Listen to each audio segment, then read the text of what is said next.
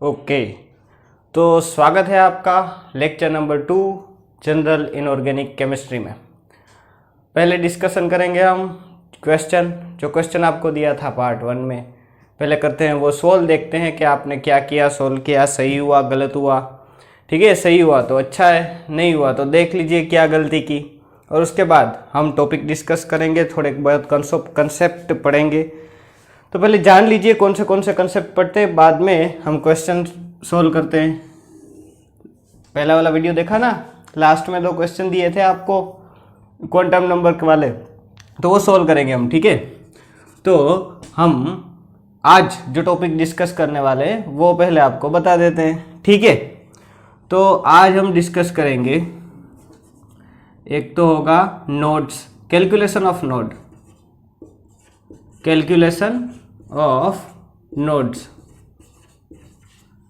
Nodes के बारे में। 3 तरह के, मतलब 2 तरह के नोड होते हैं, 3 भी गिन लो कोई दिक्कत नहीं। कैलकुलेशन ऑफ नोड्स, उसके बाद हम देखेंगे इलेक्ट्रॉनिक कॉन्फ़िगरेशन के बारे में, थोड़ा इलेक्ट्रॉनिक कॉन्फ़िगरेशन के बारे में, और एक देखेंगे N+L रूल। क्या होता है N+L रूल, किसके लिए होता है N+L रूल, क्यों हम सीखेंगे N+L रूल, कैसे कैसे क्वेश्चन बनते हैं इसमें से, वो हम देखेंगे। उसके बाद थोड़ा पीरियोडिक टेबल देखेंगे,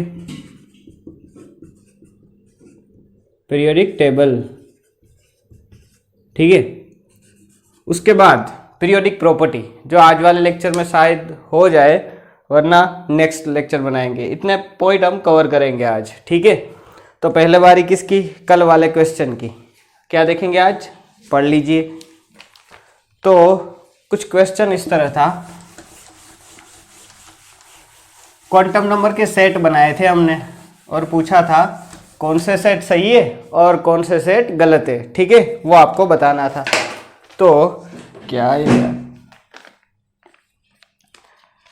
तो क्वेश्चन कुछ ऐसा था, अगर आपने कहीं लिखा हो तो देख लीजिए एक बार, आंसर क्रॉस चेक कर लीजिए, सही है गलत पता चल जाएगा। Which set of quantum number are incorrect. कुछ ऐसा दिया हुआ था, यहाँ पे NO, फिर क्वांटम नंबर लिखे थे NLMS। ठीक है, नीचे पहला वाला सेट 2 1 0 +½ दूसरा वाला सेट 3 3 1 -½ तीसरा वाला सेट 0 1 0 +½ फोर्थ वाला 3 2 -2 और +1। फिर फिफ्थ वाले में 4 0 0 और -½ और लास्ट 6 वाले में था 5 4 -6 और लास्ट वाले में +½ ठीक है, क्या देखना था हमें, कौन सा क्वांटम नंबर सही है कौन सा गलत है। तो देखो हमें पता है n की वैल्यू क्या हो सकती है, 0 1 2 3 4 इनफाइनाइट तक कोई भी n की वैल्यू हो सकती है। उसके बाद l के बारे में क्या बोला था आपको, l क्या हो सकता है, l 0 नहीं हो सकता। ठीक है, 1 2 3 से लेके n-1 तक, यानी क्या बोला था आपको, कभी l n से कभी बड़ा नहीं होता, हमेशा क्या होता है छोटा होता है। उसके बाद s के बारे में, s या तो +½ होता है या तो फिर -½ ठीक है। उसके बाद m की वैल्यू किस पे डिपेंड करती थी, l पे, +L2 -L ठीक है। तो ये सब चीज़ मैंने पढ़ा रखी है पहले वाले पार्ट में, तो आपको पता है। ठीक है, अभी तो हमें क्या देखना है कि कौन से क्वांटम नंबर सही है कौन से गलत है।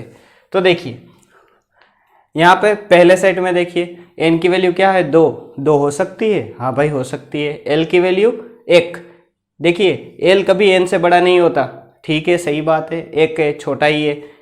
m की वैल्यू क्या होती है, l पे डिपेंड करती है, प्लस l से लेके माइनस l तक, यानी कि +1 से लेके -1, तो +1 से लेके -1 यानी +1 0 -1, तो 0 आ जाती है उसमें, ठीक है, तो कोई दिक्कत नहीं है, सही है। और s की वैल्यू +½ तो s की वैल्यू +½ या -½ हो सकती है, तो ये भी सही है। तो पहला सेट तो सही है सब।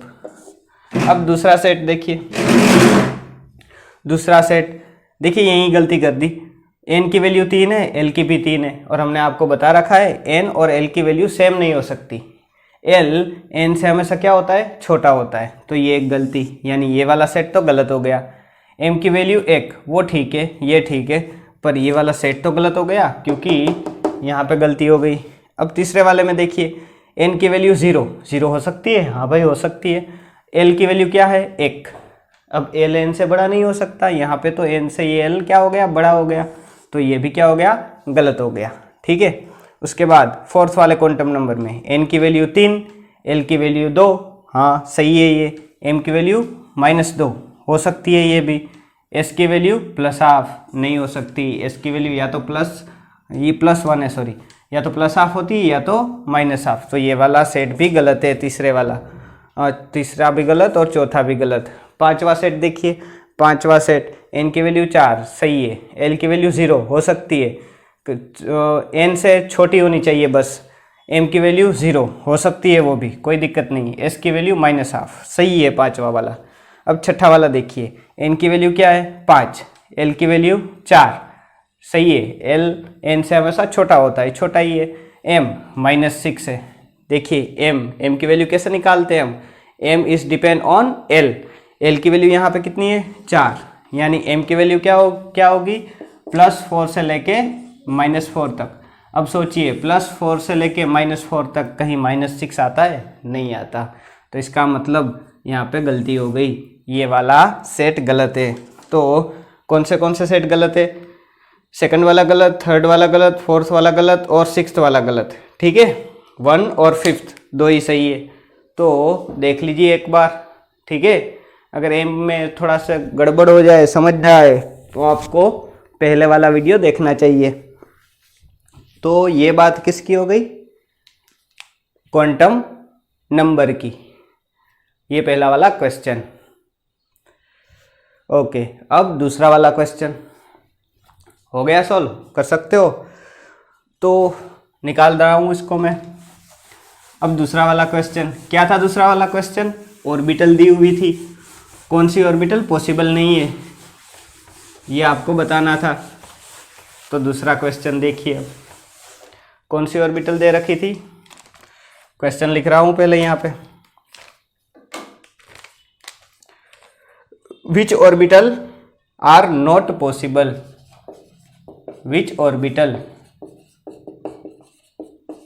आर नॉट पॉसिबल, और यहाँ पे दे रखी है 1s 2p 2f 3p 4f। दूसरे वाले में दे रखी है 4s 3f 1p 3d और 6s। तीसरे वाले में दे रखी है 6p 5s फिर 5d 2d एंड 4p। कौन सी ऑर्बिटल पॉसिबल नहीं है, ठीक है, वो बताना है आपको। तो देखिए ऑर्बिट से हमें क्या पता चलता है, अगर यहाँ पे ऐसे लिख दूँ 3d, तो 3 का मतलब n हो गया, और d क्या रिप्रेजेंट करता है l, ठीक है। तो d से आपको l निकालना आना चाहिए, तो वो हमने आपको बता के रखा है। तो पहले ये तो याद होना चाहिए, l = 0 1 2 3 4, 0 का मतलब s, 1 का मतलब p, 2 का मतलब d, 3 का मतलब f और 4 का मतलब g, ठीक है। तो अगर आपको ये SPDF ऑर्बिटल दे रखी है तो आपको L की वैल्यू पता चल जाएगी। यहाँ पे D है मतलब L की वैल्यू क्या हो गई, L की वैल्यू हो गई D में 2, L इज इक्वल टू 2 और N इज इक्वल टू 3। ऐसे N और L निकालना आना चाहिए, ठीक है। तो यही काम हम यहाँ पे करेंगे। अब इसमें देखिए N की वैल्यू क्या हो गई 1 और L की वैल्यू S यानी कि क्या 0, ठीक है। तो अब देखिए N की वैल्यू 1 है, L की वैल्यू 0, ये ऑर्बिटल पॉसिबल है। देखना क्या है हमें, L की वैल्यू N से बड़ी नहीं होनी चाहिए, N जितनी या N से बड़ी नहीं होनी चाहिए, ठीक है। L is not equal to N और नॉट ग्रेटर देन 1, ठीक है, नॉट ग्रेटर देन N। तो ये वाली सही है। अब यहाँ पे 2p, 2 का मतलब N is equal to 2, L P का मतलब क्या हो जाएगा 1, तो ये भी पॉसिबल है। 2f, यहाँ पे N की वैल्यू 2 और L की वैल्यू क्या हो जाएगी 3। अब देखिए यहाँ पे क्या हो गया, N से L बड़ा हो गया तो ऐसी पॉसिबल नहीं है।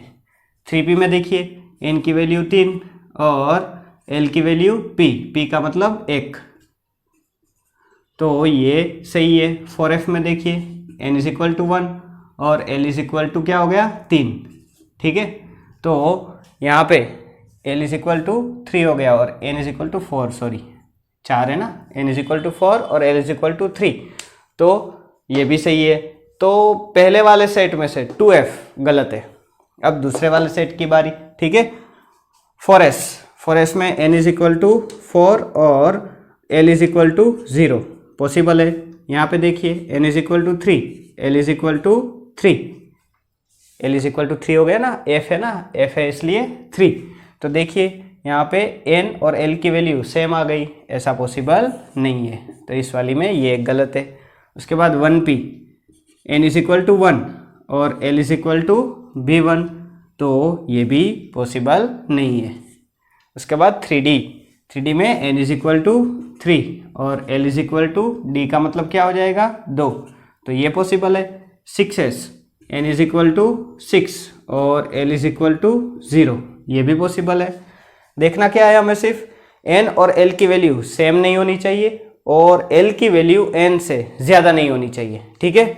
तो ये दो कर लिए, अब ये आप कर लोगे आराम से। देखिए 6p ये भी आएगी, 5s पॉसिबल है, 5d ये भी पॉसिबल है, 2d पॉसिबल है। N इज इक्वल टू 2 और L is equal to D का मतलब क्या 2, तो N और L की वैल्यू सेम नहीं हो सकती, तो ये पॉसिबल नहीं है। 4p भी पॉसिबल है, एक बार चेक कर लेना, ठीक है। तो ये भी हो जाएगा। इजी थे क्वेश्चन, कई सारे बच्चों ने आंसर दे दिए,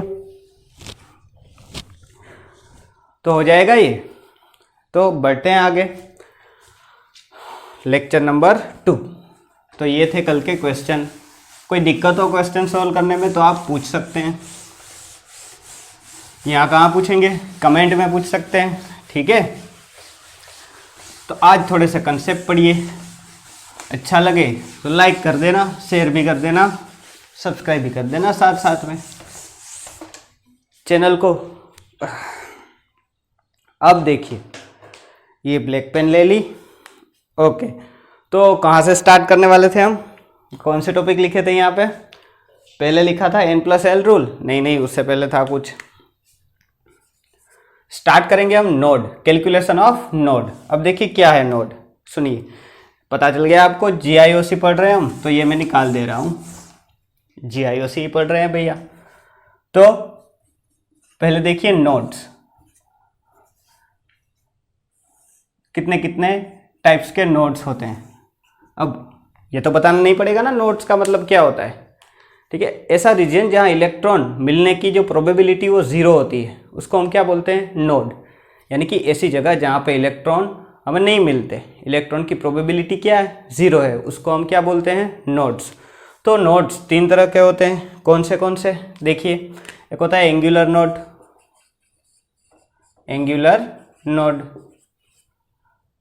उसको हम L बोलते हैं। L मतलब उसको हम कैलकुलेट, जितनी वैल्यू L की उतने एंगुलर नोड्स, ठीक है। एग्जाम्पल देखेंगे पता चल जाएगा आपको।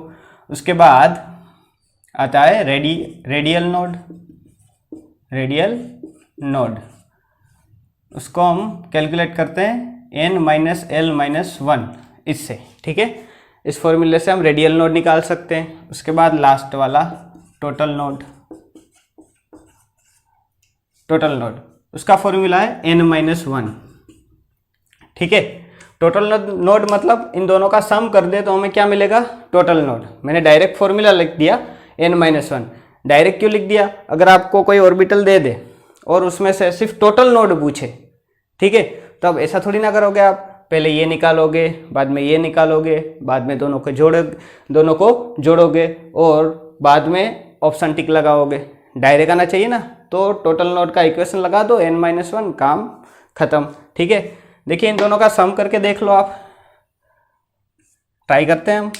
n माइनस एल माइनस 1 और प्लस एंगुलर नोड, ये क्या हो गया, radial node plus angular node यानी प्लस एल।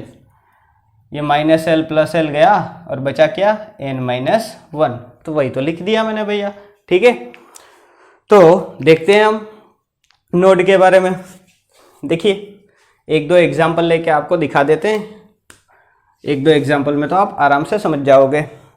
तो क्वेश्चन लिखिए, कैलकुलेट एंगुलर नोड। मैं नहीं लिख रहा, आप लिखो, बोर्ड छोटा है भैया, लिखो आप calculate angular node, radial node and total node for following orbitals, ठीक है। ऑर्बिटल दी हुई है, देखो 4s, ठीक है, 3p, 3d, 3 ऑर्बिटल दिए। तीनों के हमें क्या निकालने हैं, एंगुलर नोड, रेडियल नोड और टोटल नोड, ये निकालना है। तो पहले तो हमें क्या पता होना चाहिए कि n और l की वैल्यू। देखो हमें दो ही चीज़ों की ज़रूरत है, n की ज़रूरत है और l की ज़रूरत है। अगर इन दोनों के बारे में हमें पता है तो हम ये कैलकुलेशन कर सकते हैं। 4s, तो पहले वाला उठाते हैं, 4s में n की वैल्यू क्या हो जाएगी, ये रही 4, l की वैल्यू s है यानी 0, ठीक है। ये याद ही कर लेना, ऊपर कहीं भी लिख दो आप, कोई दिक्कत नहीं है। l is equal to 0, 1, 2, 3। 0 का मतलब s, 1 का मतलब p, 2 का मतलब d, 3 का मतलब f और 4 का मतलब g, ठीक है। तो ये पता होना चाहिए, ये नोट में कहीं भी ऊपर लिख देना आप कॉपी में अपनी, ठीक है। तो अब पहले हम क्या फाइंड करते हैं, एंगुलर नोड पता है हमें, angular node is equal to l और l की वैल्यू क्या है यहाँ पे 0, तो एंगुलर नोड कितने हो गए, 0, सिंपल है। उसके बाद रेडियल नोड, शॉर्ट में लिख रहा हूँ Rn, उसका equation n minus L minus 1, ठीक है। n की वैल्यू क्या हो गई, n की वैल्यू ये रही 4, 4 माइनस एल 0 माइनस 1, क्या आंसर निकल के आएगा 1। तो ये क्या हो गया, रेडियल नोड। अब टोटल नोड मतलब इस दोनों को जोड़ लो, 0 प्लस 1 यानी आंसर क्या निकल के आएगा 1, तो टोटल नोड भी क्या हो जाएगा 1। डायरेक्ट फॉर्मूला लगा दो, कोई दिक्कत नहीं। क्या है टोटल नोड का फॉर्मूला, n माइनस 1 यानी कि n माइनस 1 यानी, अरे भैया अरे ये एक कहाँ से करके दे मैंने, 4 माइनस 1 है ना 3, ठीक है ना। अब भैया ये माइनस करना नहीं आता हमें, 4 माइनस 0 माइनस 1 यानी रेडियल नोड कितने आ गए 3, ठीक है। अब किसकी बारी, टोटल नोड की। टोटल नोड का मतलब इन दोनों का सम, 0 प्लस 3 हो गए। डायरेक्ट भी लिख सकते हैं, यहाँ से जोड़ के भी लिख सकते हैं और इक्वेशन से भी निकाल सकते हैं। इक्वेशन क्या हो गया हमारा n माइनस 1, ठीक है। तो n माइनस 1 यानी 4 माइनस 1, तो क्या आंसर आ गया 3, ठीक है। तो उसी तरह से हम एक और कर लेते हैं, 3p लिखो यहाँ पे, 3p में n की वैल्यू 3 और l की वैल्यू क्या हो जाएगी, p है, p का मतलब 1, l की वैल्यू 1, ठीक है। तो एंगुलर नोड निकालो, इक्वेशन तो याद है ना। एंगुलर नोड का क्या, l कितना है 1, तो एंगुलर नोड भी क्या होगा 1। उसके बाद रेडियल नोड क्या होता है, n माइनस एल माइनस 1 यानी 3 माइनस 1 यानी कि 2 माइनस 1 यानी कि 1। तो टोटल नोड कितने हो जाएंगे, जोड़ लो इन दोनों को, डायरेक्ट फॉर्मूला भी लगा सकते हो। क्या है फॉर्मूला? n-1 टोटल नोड का, n-1 यानी 3-1 2। ठीक है, तो निकाल सकते हो आप, बड़ी आसान सी चीज़ है, आसानी से निकाल सकते हो। एग्जाम में आ जाए तो 1 या 2 मार्क्स आराम से अपने जेब में रख सकते हो आप। तो ये बात हो गई नोड की। अब ये 3D का वो आप निकाल लेना। 3D में n की वैल्यू 3 हो जाएगी और l की वैल्यू क्या हो जाएगी? 2। ठीक है, d का मतलब 2। तो ये बात हो गई नोड की भैया। तो नोड की बात खत्म। अब उसके आगे किसकी बात करेंगे? अब नोड के बाद n+l रूल। तो हेडिंग डालिए n+l रूल। गर्मी हो रही है भैया, तो हेडिंग डालिए n+l rule. Okay, n+l rule काम क्या है इसका? देखिए ये एनर्जी डिसाइड करता है, मतलब ऑर्बिटल्स की एनर्जी जो है वो इससे डिसाइड होती है n+l रूल से। तो यहाँ पे लिखिए it decide energy of orbital. क्या डिसाइड करता है ये? एनर्जी किसकी? ऑर्बिटल्स की। ठीक है, यहाँ पे लिख दीजिए value of n+l directly proportional to energy. मतलब n+l की वैल्यू बढ़ेगी तो एनर्जी भी बढ़ेगी। किसकी एनर्जी? ऑर्बिटल की एनर्जी। ठीक है, तो ये वाला फॉर्मूला लिख दिया, value of n+l is directly proportional to energy. Example देखते हैं। क्वेश्चन लिखिए, विच ऑर्बिटल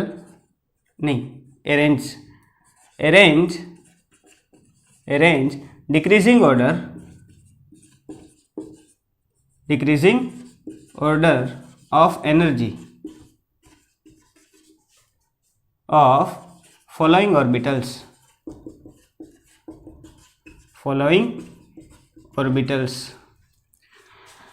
orbitals दी हुई है 2s 3p 4d और 4f। ठीक है, इसको हमें एनर्जी के डिक्रीजिंग ऑर्डर में लिखना है। डिक्रीजिंग ऑर्डर का मतलब सबसे ज़्यादा एनर्जी को पहले लिखेंगे, बाद में जिसकी एनर्जी कम उसको लिखते जाएंगे। तो ये हम डिसाइड किससे करते हैं? n+l रूल से। तो लिखा हुआ है value of n+l directly proportional to energy. तो अब हम इसमें से सबसे पहले क्या निकालेंगे? n+l। इसका n+l निकालेंगे, इसका n+l निकालेंगे, इसका n+l निकालेंगे और इसका भी n+l निकालेंगे। l की वैल्यू याद होनी चाहिए आपको। l = 0 हो सकता है, 1 हो सकता है, 2 3 4। 0 का मतलब s, 1 का मतलब p, 2 का मतलब d, 3 का मतलब f, 4 का मतलब g। ठीक है, हर बार लिख रहा हूँ ये ताकि आपको पता चले। अब देखिए यहाँ पे n+l, n का मतलब 2 और s यानी कि 0। तो ये हो गया 2 + 0, ये क्या हो गया 3 + 1, ये क्या हो गया 4 + 2। d है ना, d का मतलब l। ठीक है, और d की वैल्यू क्या हो जाएगी 2 और 4 + 3। ठीक है, तो इसको जोड़ लो 2 आंसर आ गया, इसको जोड़ लो 4, इसको जोड़ लो 4 + 2 6 और ये हो गया 7। ठीक है, n+l की वैल्यू जिसकी बड़ी होगी उसकी एनर्जी ज़्यादा होगी। ठीक है, तो सबसे बड़ी 7 यानी कि 4f, तो 4f की एनर्जी ज़्यादा है भैया। उसके बाद 6 वाला कौन है? 4d, तो 4d की एनर्जी उससे कम। उसके बाद 4 यानी कि 3p की एनर्जी, और उसके बाद लास्ट में आएगा 2 वाला यानी कि 2s। तो ये हो गया हमारा क्या? Decreasing order of energy. ठीक है, समझ में आया तो अच्छी बात है, वरना एक बार और रिवाइंड करके आप देख सकते हैं। तो क्या निकाल लिया हमने, एनर्जी, किससे, N+L रूल से, समझ गए। और एक क्वेश्चन करना है हमें, इसमें लिख लेना है ये भैया एग्जाम्पल, इसके बाद का। ओके, अब मैं क्वेश्चन बना रहा हूँ, आपको आंसर देना है इसका, ऑप्शन भी देंगे हम, ठीक है। आपको सिर्फ सिलेक्ट करना है कौन सा ऑप्शन सही है और कौन सा ऑप्शन गलत है। क्वेश्चन से हमें arrange the decreasing order of energy of following orbitals, energy दी हुई है, सॉरी ऑर्बिटल्स दी हुई है। देखो ये रही 4s, 3p, 3d, 5g, ठीक है। किसकी एनर्जी ज़्यादा है, किसकी एनर्जी कम, वो आपको बताना है। यहाँ पे 3f लिख देता हूँ मैं, बता दोगे आप। ओके, ऑप्शन देने हैं ना, ऑप्शन दे रहा हूँ मैं। ऑप्शन ए, सबसे ज़्यादा 5g की एनर्जी, उससे कम 3f, उससे कम 3p और उससे कम 4s। ऑप्शन बी, सबसे ज़्यादा 5g की, उसके बाद 3f, उसके बाद 3p is equal to 4s। उसके बाद option number C, option number C में 3f, 5g है ना, 5g, 3p, 4s। उसके बाद ऑप्शन डी, सबसे ज़्यादा एनर्जी 5g, उसके बाद 3f, उसके बाद 4s और लास्ट में 3p, ठीक है।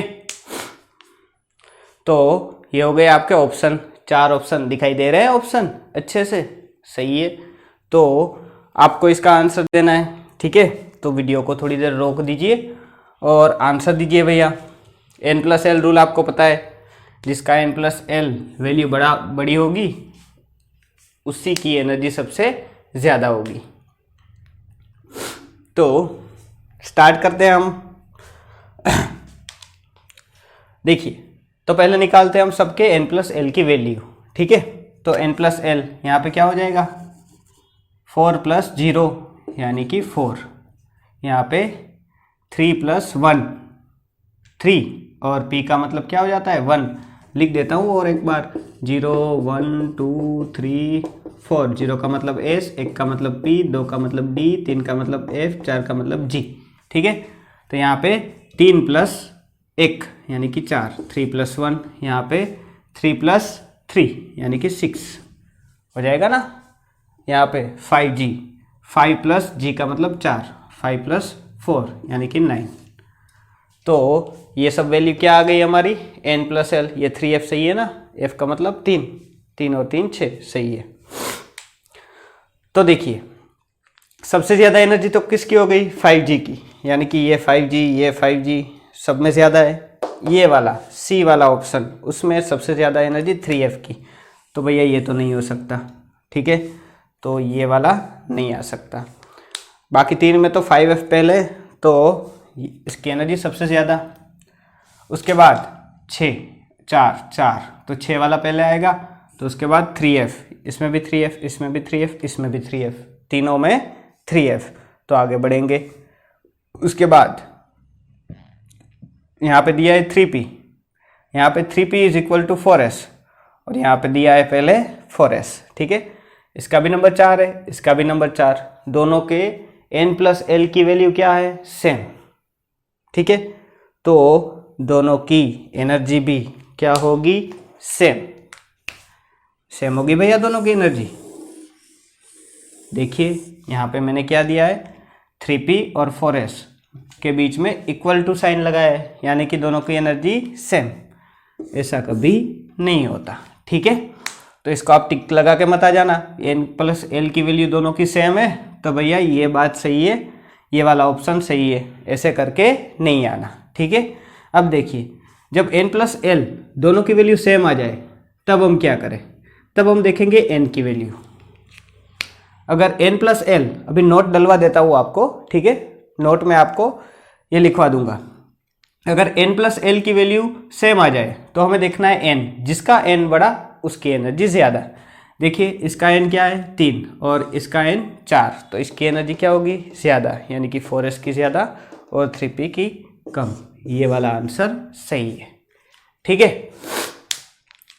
तो क्या समझे, कभी भी दो ऑर्बिटल की एनर्जी सेम नहीं होती, ठीक है। अगर n प्लस एल की वैल्यू दो ऑर्बिटल के लिए सेम आ जाए तो इसका ये मतलब नहीं कि दोनों की एनर्जी सेम है। हमें क्या करना है, उसके बाद झांकना है उसमें और देखना है किसका n ज़्यादा है। जिस ऑर्बिटल का n ज़्यादा होगा उसको हम क्या कर देंगे, टिक लगा के आ जाएंगे, उसकी एनर्जी ज़्यादा करके आ जाएंगे, ठीक है। तो नोट डालिए, लिखिए नोट NOTE। क्या लिखेंगे उसमें, लिखो if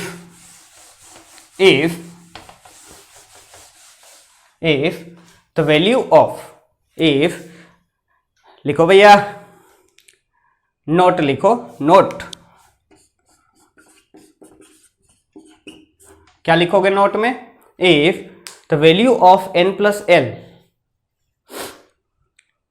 if the value of n plus l are same, then greater the value of n, greater energy, ठीक है। जब n प्लस एल की वैल्यू सेम आ जाए तो हम क्या करेंगे, जिसका n ज़्यादा उसकी एनर्जी ज़्यादा। तो ये तो बात हो गई n प्लस एल रूल की, ठीक है। अब देखिए, अब इलेक्ट्रॉन फिलिंग के बारे में देखते हैं। इलेक्ट्रॉन फिलिंग के पता है आपको, 3 लोग थे पागल जिन्होंने कंसेप्ट दिए, प्रिंसिपल दिए, रूल्स दिए, जो भी बोलो, क्या फ़र्क पड़ता है। एक था हुंड, पहले आउफ बाउफ को लिखते हैं, आउफ बाउफ प्रिंसिपल। एक रूल ये भाई साहब ने दिया, दूसरा रूल दिया हुंड ने, तो हम उसको बुलाते हैं हुंड्स रूल। और तीसरा वाला Pauling exclusion principle. Pauling principle बोल दो सिर्फ, एक्सक्लूजन क्या है, ठीक है। तो इन 3 लोगों ने कुछ रूल दिए, इसको मैं ए बुलाता हूँ, इसको बी और इसको सी। देखिए क्या क्या रूल दिए, पूरा डिटेल में नहीं लिखा रहा, ठीक है। 1-2 चीज़ें जो लिखानी ज़रूरी है, क्योंकि अगर आपको क्वेश्चन में स्टेटमेंट पूछ ले, पॉलिंग ने क्या स्टेटमेंट दिया और स्टेटमेंट डाल दे, तो आपको पता होना चाहिए हुंड ने ये बोला था, आउफ बाउफ ने ये बोला था और पॉलिंग ने ये बोला था। तो हम एक लाइन में लिख लेंगे, क्योंकि पॉलिंग में 2 स्टेटमेंट है, ठीक है। तो अगर आपने एक ही पढ़ा है तो दिक्कत आ जाएगी, इसीलिए। तो पहले हेडिंग डालिए आउफ बाउफ प्रिंसिपल। क्या, आउफ बाउफ प्रिंसिपल। मैंने तो ABC नाम दे दिया था, तो मैं यहाँ पे सिर्फ ए लिख रहा हूँ। किसकी बात कर रहा हूँ मैं, आउफ बाउफ प्रिंसिपल की। लिखिए according to this principal,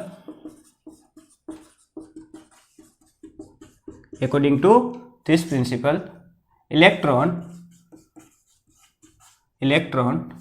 first enter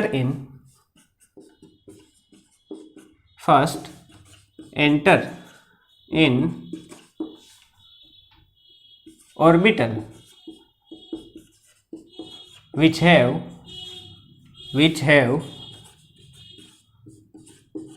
lowest energy। क्या बोला है भाई साहब ने कि इलेक्ट्रॉन पहले कहाँ पे जाएगा, जिस ऑर्बिटल की एनर्जी कम है पहले उसमें जाएगा, उसके बाद उसकी ज़्यादा वाली एनर्जी में जाएगा। तो अगर 2 ऑर्बिटल दे दिए आपको 1s और 2s, ठीक है, तो पहले इलेक्ट्रॉन कहाँ जाएगा, 1s में जाएगा, 2s में। तो इन दोनों में से जिसकी एनर्जी कम होगी पहले इलेक्ट्रॉन उसी में जाएगा। और एनर्जी हम किससे पता लगाते हैं, अभी पढ़ लिया हमने, n प्लस एल रूल। तो इसका n प्लस एल निकालो, इसका n प्लस एल निकालो। जिसका n प्लस एल कम उसकी एनर्जी कम और उसमें इलेक्ट्रॉन पहले जाएगा। ठीक है, तो पता चल गया 1s का n प्लस एल कम होता है, यानी इलेक्ट्रॉन पहले किस में जाएगा, 1s में। अब देखिए लोवेस्ट एनर्जी लिखा हुआ है, एनर्जी, और यहाँ पे लिख दो energy, energy directly proportional to n plus L rule. ठीक है, और ये भी लिख दो if n plus L value same then n is dominant. अगर n प्लस एल की वैल्यू सेम आ जाए तो हम क्या करेंगे, n को देखेंगे। ठीक है, तो पता चल जाएगा, क्या पता चल जाएगा, आउफ प्रिंसिपल। क्या बोला था, इलेक्ट्रॉन पहले कहाँ पे जाता है, जिसकी एनर्जी कम होती है उसमें। तो बस यही है आउफ प्रिंसिपल। पर हम एनर्जी का ऑर्डर लिख लेते हैं। क्या लिख लेते हैं, एनर्जी का ऑर्डर। देखिए वैसे तो कोई दिक्कत नहीं है, अगर एमसीक्यू में आपको पूछ ले तो आप n प्लस एल से निकाल लोगे। ठीक है, पर एनर्जी का ऑर्डर भी पता होना चाहिए आपको। सबसे कम एनर्जी किसकी होती है, 1s, उसके बाद 2s, 2p, 3s। ठीक है, ये वो वाला नहीं था, हम करते थे ऐसे 1s, 2s, 3s, 4s, 5s, 6s। ठीक है, s लिखते हैं, बाद में p, d और लास्ट में क्या लिखते हैं, f। s लिख दिया मैंने, 1s, 2s, 3s, 4s, 5s, 6s। उसके बाद p की बारी, तो p में 1 से स्टार्ट नहीं करना है, 2 से स्टार्ट करना है। 2p, 3p, 4p, 5p। ठीक है, 6p नहीं लिखना, लिख दो तो भी कोई दिक्कत नहीं है, 6p। इसको आप इनफाइनाइट तक लिख सकते हो। ठीक है, कोई दिक्कत नहीं है, पर 1 से स्टार्ट नहीं करना है p को। और उसके बाद d को हम 2 से स्टार्ट नहीं करेंगे, कहाँ से स्टार्ट करते हैं हम, 3 से। 3d, 4d, 5d, 6d। ठीक है, उसके बाद f हम 3 से स्टार्ट नहीं करेंगे, 4 से स्टार्ट करेंगे, 4f, 5f, 6f। ठीक है, अब देखो पहले हम क्या लिखते हैं, 1s, सबसे कम एनर्जी किसकी, 1s। उसके बाद 2s। ठीक है, अरे भैया ये कम है, क्या लिख दिया, सबसे कम एनर्जी 1s, उसके बाद क्या है 2s, फिर वापस यहाँ पे जाना है और नीचे आना है, 2p और 3s आ गए, यहाँ जाना है। पहले एक बार बना लूँ, d के पास जाना है,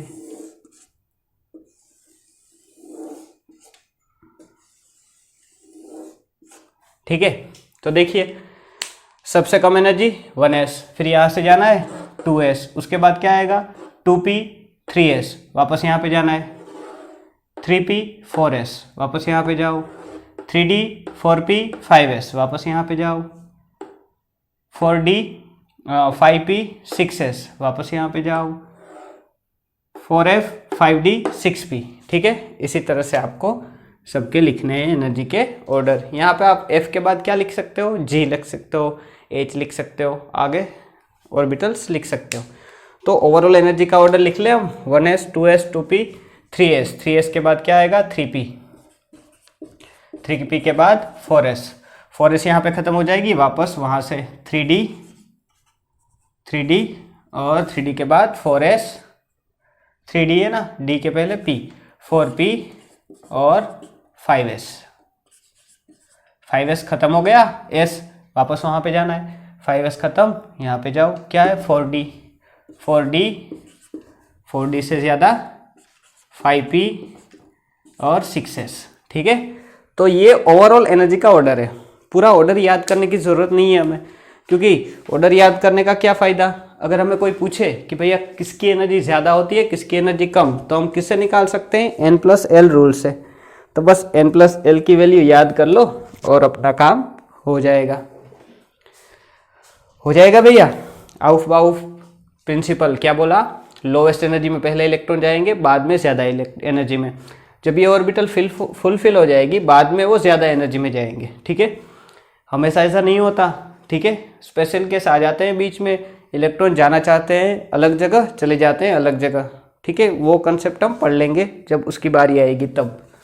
तो ये हो गया aufbau principal.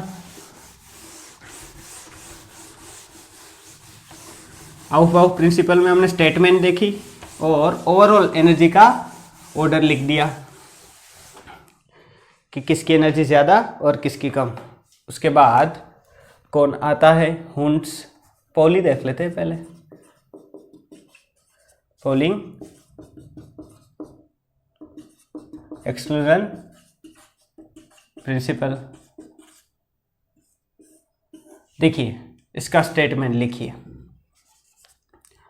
All for quantum number, लिख लेना, all for quantum number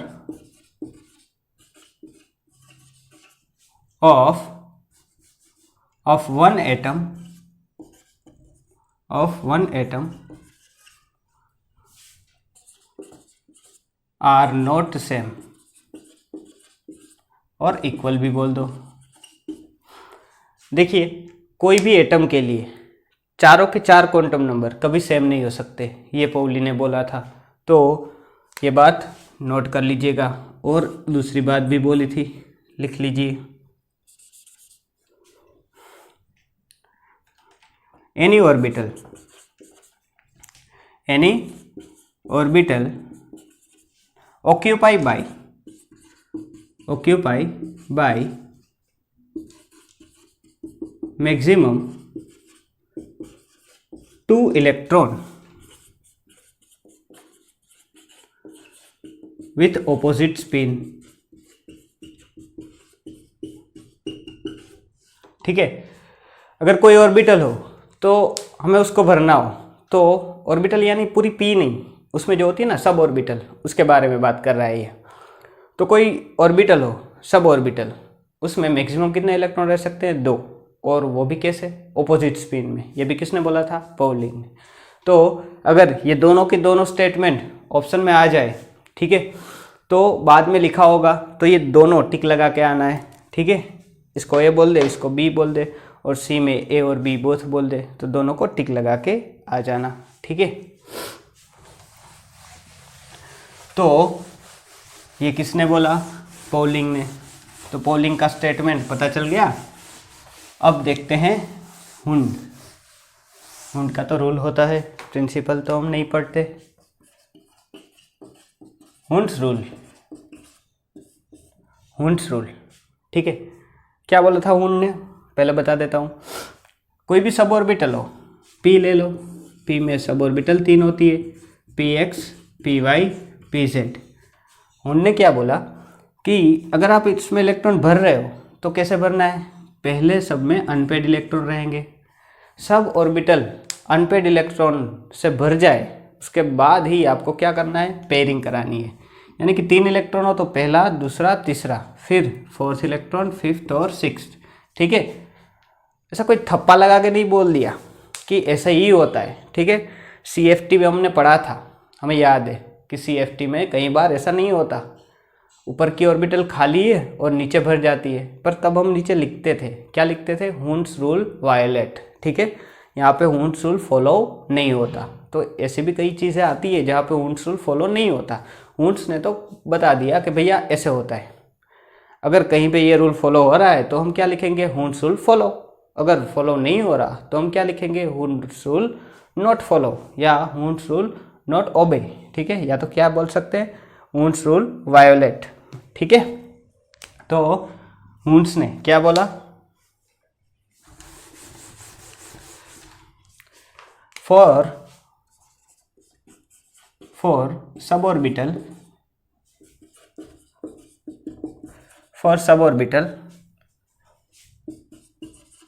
pairing of electron does not takes place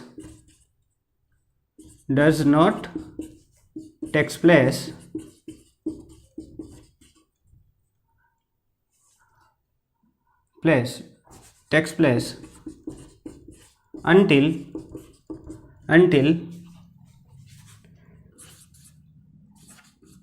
each suborbital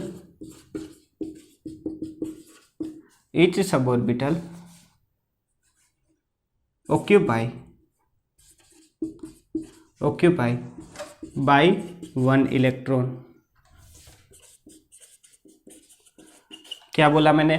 for any suborbital, कोई भी सबऑर्बिटल्स हो, ऑर्बिटल्स लिख देते हैं। Pairing of electron does not takes place, ऐसे नहीं हो जाता, ठीक है। Pairing of electron does not takes place until each sub orbital occupy by one electron. जब तक सब ऑर्बिटल में एक एक इलेक्ट्रॉन नहीं चला जाता तब तक पेयरिंग नहीं होगी। अगर 4 इलेक्ट्रॉन आपको भरने हैं, ठीक है, तो आप ऐसे नहीं भर सकते, पहले सब में एक एक इलेक्ट्रॉन जाना चाहिए, यानी कि ऐसे पहला, दूसरा, तीसरा, बाद में क्या होगी? पेयरिंग, ठीक है। 5 भर दिए मैंने, कोई दिक्कत नहीं। तो ये बात किसकी हो गई? हून्स रूल की। तो लिख लिया हून्स रूल। तो हमने बात कर ली इलेक्ट्रॉन फिलिंग, इलेक्ट्रॉन किस तरह से भरते हैं उसकी, उनकी बात कर ली, ठीक है। एक एग्जांपल दे लेते हैं, देखिए एग्जांपल सिंपल लेते हैं। कार्बन एटॉमिक नंबर होता है 6, यानी इलेक्ट्रॉन भी कितने होंगे इसमें? 6। प्रोटॉन भी कितने होंगे इसमें? 6, ठीक है। न्यूट्रॉन कितने होंगे? भूल गए?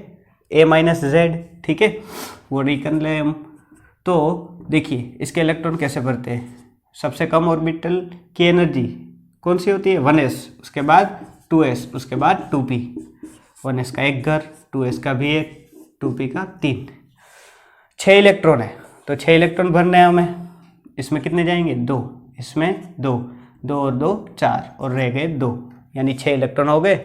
तो 1 2 3 4 और यहाँ पे 5 और छठा इलेक्ट्रॉन। तो हमने पेयरिंग नहीं की, पहले सब में अनपेयर, उसके बाद क्या होती है? पेयरिंग, ठीक है। तो ये बात हो गई किसकी? हून्स रूल की। तो हमने हून्स रूल देख लिया। अब देख ली, अब जो चीज़ आती है वो बहुत काम की चीज़ आती है। अब हम पीरियोडिक प्रॉपर्टी पढ़ेंगे, ठीक है। पीरियोडिक प्रॉपर्टी में हम क्या देखेंगे? इलेक्ट्रोनेगेटिविटी, आयोनाइजेशन, एंथैल्पी, बहुत कुछ देखेंगे। वहाँ से ज़्यादातर क्वेश्चन होते हैं। आईपी का क्वेश्चन, आयोनाइजेशन एंथैल्पी बोल लो या आयोनाइजेशन एनर्जी बोल लो, कुछ भी बोल लो, ठीक है, उसका क्वेश्चन एक तो होता ही है, ठीक है। तो वो फ्रेश टॉपिक को हम फ्रेश वीडियो से स्टार्ट करेंगे, पर उससे पहले हमें पीरियोडिक टेबल के बारे में पता होना चाहिए। पता है ना पीरियोडिक टेबल? तो पीरियोडिक टेबल, उसमें हम एस और पी ब्लॉक, उसके बारे में उसके बारे में जानना होगा हमें, ठीक है। तो जानते हैं हम एस ब्लॉक याद करना है हमें और पी ब्लॉक याद करना है। सिर्फ 2 ब्लॉक अभी याद करने हैं। डी ब्लॉक हम ऑलरेडी कहाँ पे डिस्कस कर लिया हमने उसे? और CFT में, ठीक है। CFT पार्ट 1 में डी ब्लॉक को हमने एक्सप्लेन कर लिया है। तो आज हम क्या देखेंगे? एस ब्लॉक और पी ब्लॉक, ठीक है। उसके बाद हम क्या देखेंगे? Direct ionization potential. पर आयोनाइजेशन पोटेंशियल उसको देखते समय पीरियोडिक टेबल देखेंगे तो ज़्यादा बेटर रहेगा। तो हम नेक्स्ट पार्ट में क्या करेंगे? पीरियोडिक टेबल का एस और पी ब्लॉक, और उसके बाद हम स्टार्ट करेंगे पीरियोडिक प्रॉपर्टी, ठीक है। तो अच्छा लगा तो लाइक कर दीजिएगा, शेयर भी कर दीजिएगा, मोटिवेशन मिलता है उससे थोड़ा। 4 दिन में वीडियो बनाते हैं, अभी 1 दिन में भी बनाने लगे, ठीक है। तो क्वेश्चन सॉल्व कीजिए।